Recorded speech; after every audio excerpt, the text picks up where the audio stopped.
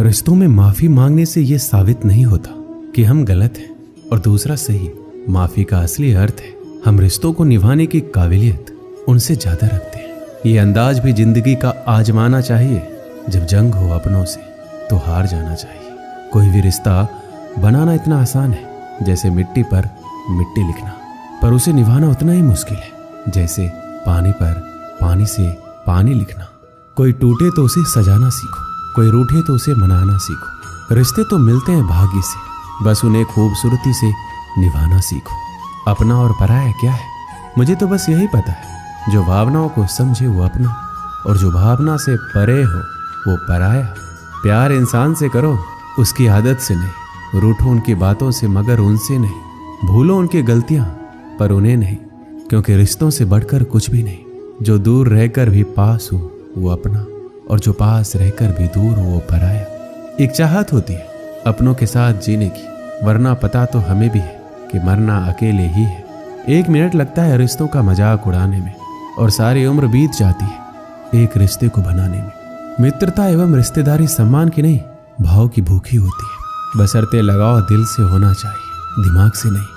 दुनिया का सबसे बेहतरीन रिश्ता वही होता है जहां एक हल्की सी मुस्कुराहट और छोटी सी माफी से जिंदगी दोबारा पहले जैसी हो जाती है। कुछ रिश्ते बस ऑनलाइन होते हैं, जो नेट बंद होते ही टूट जाते हैं।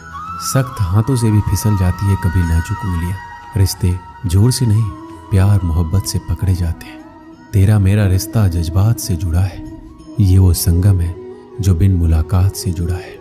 रिश्तों को शब्दों का मोहताज ना बनाइए। अगर अपना कोई खामोश है तो खुद ही आवाज लगाइए।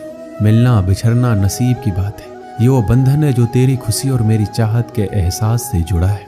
रिश्ते कभी जिंदगी के साथ साथ नहीं चलते। रिश्ते एक बार बनते हैं, फिर जिंदगी रिश्तों के साथ साथ चलती है। जरूरी नहीं कि सारे सबक किताबों से ही सीखे जाए, कुछ सबक जिंदगी और रिश्ते सिखा देते हैं। रिश्ता दिल से होना चाहिए, शब्दों से नहीं। नाराजगी शब्दों में होनी चाहिए, मन में नहीं। हर रिश्ते में अमृत बरसेगा। शर्त इतनी है, शरारतें करो पर साजिशें नहीं। कुछ लोग पिघलकर मोम की तरह रिश्ते बनाते हैं, और कुछ लोग आग बनकर उन्हें जलाते ही जाते हैं। रिश्ते तो वो बड़े नहीं होते जो जन्म से जुड़े होते हैं, रिश्ते वो बड़े होते हैं जो दिल से जुड़े होते हैं। वक्त, दोस्त और रिश्ते ये वो चीज है जो हमें मुफ्त मिलती है, मगर इनके बेशकीमती होने का एहसास तब होता है जब ये कहीं खो जाती है। किसी भी रिश्ते को तोड़ने से पहले एक बार अपने आप से जरूर पूछ लीजिएगा कि आज तक इस रिश्ते को क्यों निभा रहे थे। रिश्ते अगर मजबूर हो तो वो रिश्ता ज्यादा दिन तक नहीं टिकता, इसलिए रिश्ते को मजबूत बनाइए, मजबूर नहीं। जो रिश्ता हमको रिला दे उससे गहरा रिश्ता कोई नहीं। जो रिश्ता रोते हुए छोड़ दे उससे कमजोर रिश्ता कोई नहीं। अपने रिश्तों और पैसों की कदर एक समान करें। दोनों को कमाना मुश्किल है, लेकिन गंवाना बहुत आसान। बुरे वक्त में जो भी रिश्ता निभाए उससे बढ़कर कोई रिश्ता नहीं। रिश्तों का संबंध सिर्फ रक्त से नहीं होता, जो मुसीबत में हाथ थाम ले उससे बड़ा कोई रिश्ता नहीं होता। हर रिश्ते में विश्वास रहने दो, जुबान पर हर वक्त मिठास रहने दो। रिश्ता वो नहीं जिसे दुनिया को दिखाया जाए, सच्चा रिश्ता वो है जिसे दिल से निभाया जाए।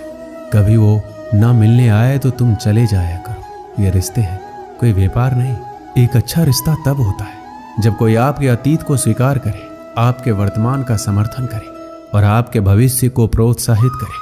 चाहे मित्रता हो या संबंध, सभी बंधन विश्वास पर ही निर्मित होते। इसके बिना आपके पास कुछ भी नहीं। 3 चीजें जो मैं एक रिश्ते में चाहता हूँ: आंखें जो ना रोए, होठ जो झूठ ना बोले, और प्यार जो ना मरे। सभी रिश्तों का एक नियम है, जिस व्यक्ति से आप प्यार करते हैं उसे कभी भी अकेला महसूस ना करने दें, खासकर जब आप वहां हो। मिलना बिछड़ना तो सब किस्मत का खेल है, कभी नफरत तो कभी दिलों का मेल है। यूं तो हर रिश्ता बिक जाता है इस दुनिया में, सिर्फ दोस्ती ही यहाँ नहीं बिकती है। दोस्ती सिर्फ पास होने का नाम नहीं है। अगर तुम दूर रहकर भी हमें याद करो, इससे बड़ा हमारे लिए कोई इनाम नहीं। दोस्ती करो हमेशा मुस्कुरा के, किसी को धोखा ना दो अपना बना के।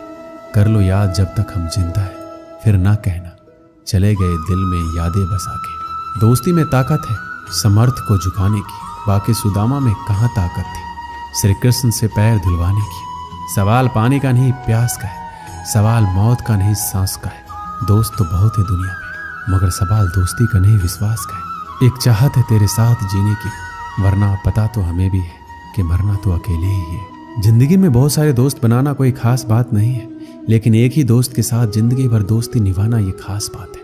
उसके कर्जदार और वफादार रहिए जो आपके लिए अपना वक्त देते हैं, वरना अंजाम की खबर तो कर्ण को भी थी, लेकिन बात दोस्ती निभाने की थी। भूला नहीं हूं किसी को कि मेरे भी बहुत अच्छे दोस्त हैं इस जमाने में, बस थोड़ी सी जिंदगी उलझ पड़ी है 2 वक्त की रोटी कमाने में। अपने दुश्मन को 1000 मौके दो कि वो आपका दोस्त बन जाए, लेकिन अपने दोस्त को एक भी ऐसा मौका ना दो कि वो आपका दुश्मन बन जाए। जब दोस्त तरक्की करे तो गर्व से कहना कि वो मेरा दोस्त है, और जब दोस्त परेशानी में हो तो गर्व से कहना कि मैं उसका दोस्त हूँ। एक सच्चा दोस्त कभी आपके रास्ते में नहीं आता जब तक कि आप गलत रास्ते पे ना जा रहे हो। कौन कहता है कि दोस्ती बराबरी में होती है? सच तो ये है, दोस्ती में सब बराबर होते हैं। अनुभव कहता है कि एक वफादार दोस्त 1000 रिश्तेदारों से बेहतर होता है। एक दोस्त के साथ अंधेरे में चलना अकेले रोशनी में चलने से कहीं बेहतर है।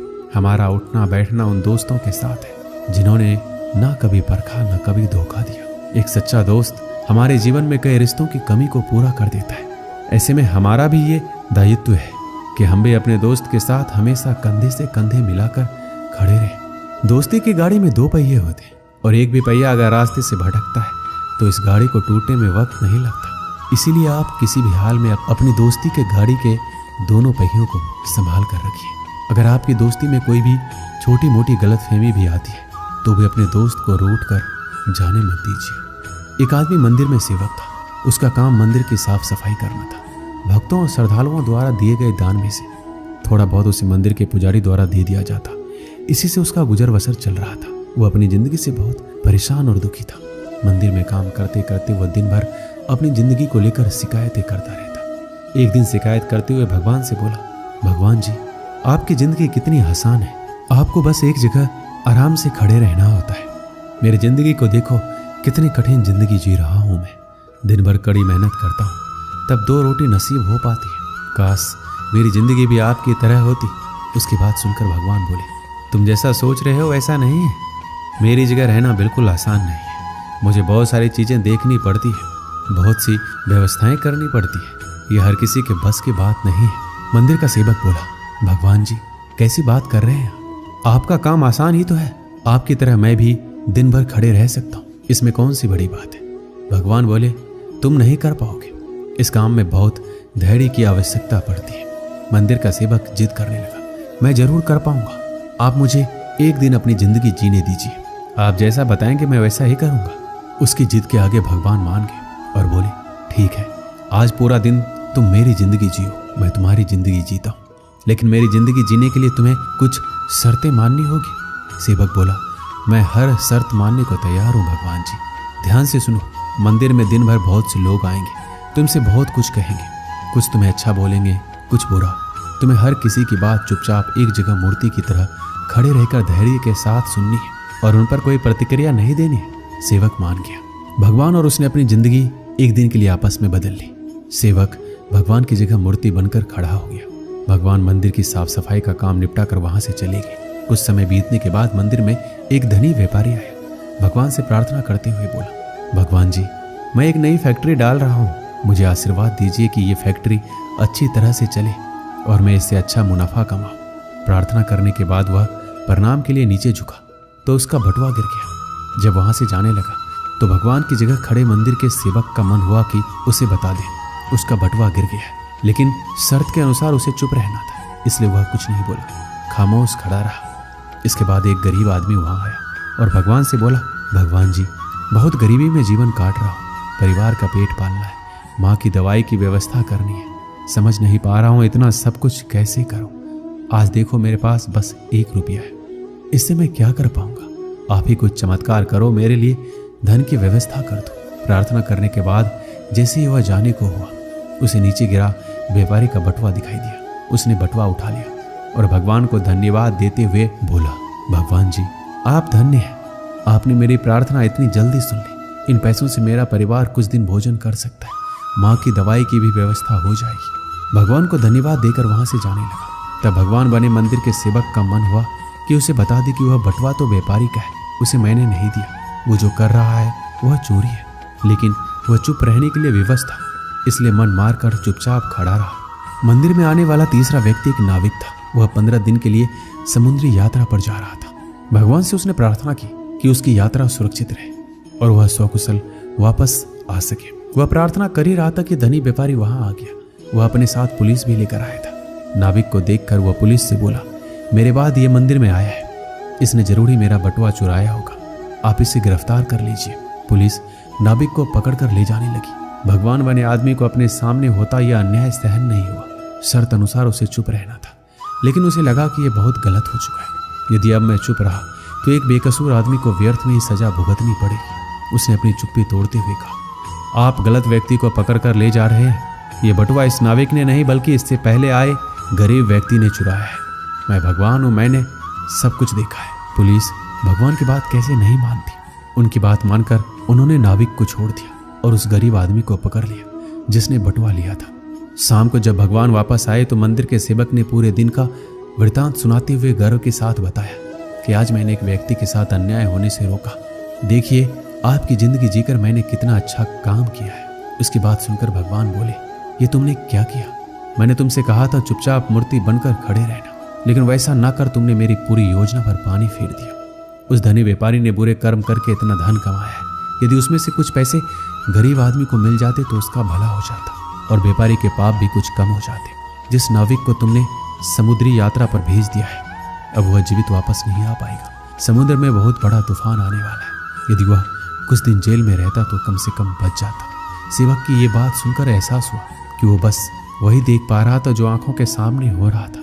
उन सब के पीछे की वास्तविकता को वह देख नहीं पा रहा था। जबकि भगवान जीवन के हर पहलू पर विचार अपनी योजना बनाते हैं और लोगों के जीवन को चलाते हैं। इस कहानी से हमें क्या सीख मिलती है? हम सब भी भगवान की योजनाओं को समझ नहीं पाते।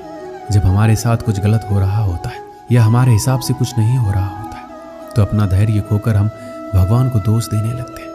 हम ये समझ नहीं पाते हैं कि इन सब के पीछे भगवान का कोई ना कोई योजना छुपी हुई है। ऐसे समय में हमें भगवान पर विश्वास रखकर धैर्य करने की आवश्यकता है। इसलिए चिंता ना करें। यदि आपकी मर्जी से कुछ नहीं हो रहा है तो इसका अर्थ है कि वह भगवान की मर्जी से हो रहा है, और भले ही देर से सही भगवान की मर्जी से सब अच्छा ही होता है। दोस्तों, इस वीडियो में बस इतना ही। मिलते हैं अगली वीडियो में। अपना ख्याल रखिएगा। धन्यवाद। जय श्री कृष्ण।